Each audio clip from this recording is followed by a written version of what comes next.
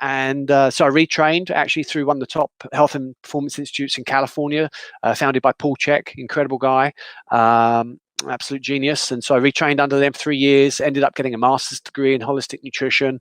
And so I've been in clinical practice now over 15 years. And it's been a lot of fun. So Paul Chek is someone, when I look at him, I look at not only is he intelligence, but he's a really rock solid looking guy. And he doesn't mince words. He's very polite, very friendly, very playful. But when he talks, you want to listen, and you feel like you're listening to, if you were a gladiator, he would be kind of like the coach of the gladiators. Does that make sense? Absolutely. The guy is powerful. Yeah, the guy is powerful. When he talks, you're like, whoa. He's kind of like a fairly quiet, laid-back sort of guy, but yeah, something comes up in him, and like you say, I could very much see him beside Russell Crowe in Gladiator.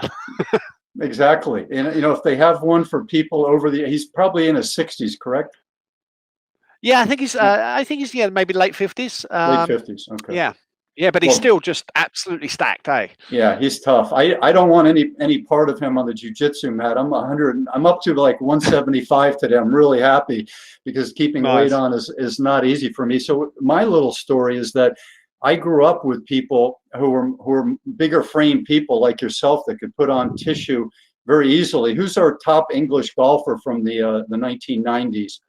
Nick Faldo. Nick Faldo, yeah. When he started working out, he said that he could just put on, the endomorph could put on weight so easily. And I was like, my God, I've been working out since I was 10 years old, and it's always been a challenge because as soon as I get busy with whatever I'm doing, the weight comes flying off of me, even if I have like an all-you-can-eat buffet that night. And that's the ectomorph.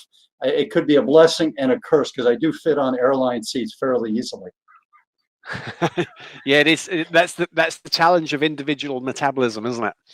Yeah, and then the bone structure and the tissue. My bone structure kind of likes being thin. I have like a lot of moves like the Michael Jackson dance. I used to be a professional mascot, so all that stuff I can do. But when I want to put on some beef and play football or be more stable over the golf ball, stabilizing exercises help me.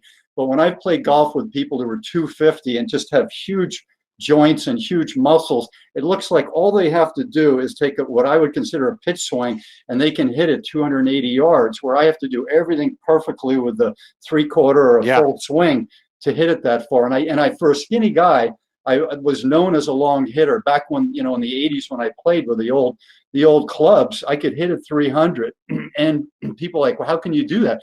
And I said, I'm fit and I'm wiry, and when I swing, I get all of my rotational force into the ball very, very comfortably. And to me, it's easy to do that.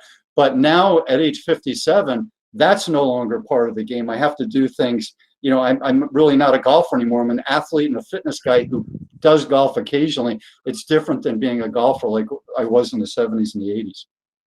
Yeah, it's tough. I think that's where Tiger did a great job back in the day, where he was, he went from that kind of 22-year-old lean, skinny kid, and golf swing and joints weren't overly stable, so he didn't have the consistency. And I think Butch Harmon, they laid down a lot of muscle mass over those joints to stabilize those joints, so literally the joint can only go in a limited range of motion, which helps with that repeatability of the golf swing. And so, but as we get older, it becomes increasingly more challenging, and so that's part of the experience, though, right?